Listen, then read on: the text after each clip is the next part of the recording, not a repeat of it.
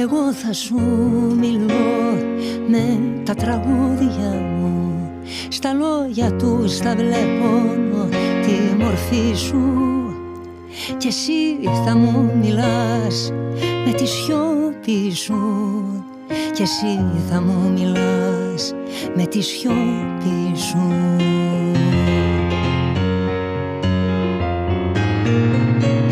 Κάπως έτσι συμβαίνει, η αγάπη πεθαίνει.